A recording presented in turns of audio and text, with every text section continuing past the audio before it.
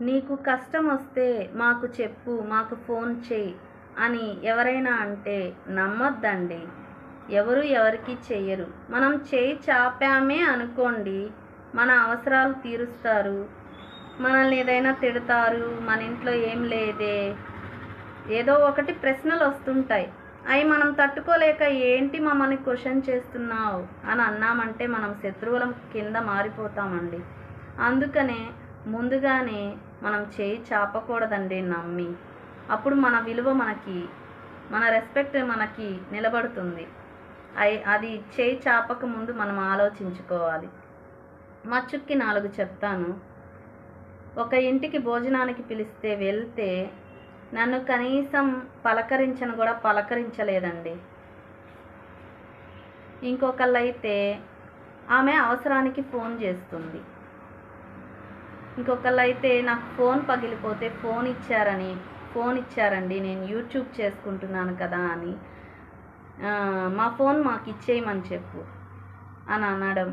ఇవన్నీ కూడా నేను తీసుకోలేకపోయానండి ఈ మధ్యకాలంలో. ఎందుకంటే నాకు ఉంటాయి ఇంట్లో. నేను నా పాటికి నేను ఉంటానండి. స్వతహాగా ఎప్పుడూ కూడా నేను నా పాటికి నేను ఉంటాను. ఎందుకంటే ఇలాంటివి జరుగుతాయని ముందస్తుగా ఆలోచించుకుంటాను. అవమానాలు మనకి రాకూడదు, తీసుకోకూడదు. మనము పౌరుషానికి పోయి ఇంకొక ఫోన్ కొనుక్కొచ్చుకుందాంలే, వాళ్ళ ఫోన్ వాళ్ళకి ఇచ్చేద్దాంలే అని అనుకున్నా మన దగ్గరేమో అంత బడ్జెట్ లేదు. మా పింకీ అయితే నన్ను చాలా నమ్ముతుందండి. యూట్యూబ్ మా మమ్మీ సక్సెస్ అవుతుంది అని. ఎందుకంటే మా పింకీ కోసమే నేను ఛానల్ అయితే స్టార్ట్ చేశానండి. అనుకోకుండా యూట్యూబ్ ఛానల్ స్టార్ట్ చేశాను.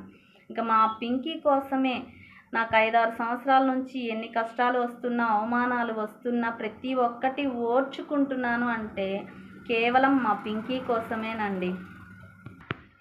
ఎవ్వరి ప్రేమలు నేనైతే నమ్మనండి. ఆఖరికి నా భర్త ప్రేమ, నా కొడుకు ప్రేమ కూడా నేను నమ్మనండి.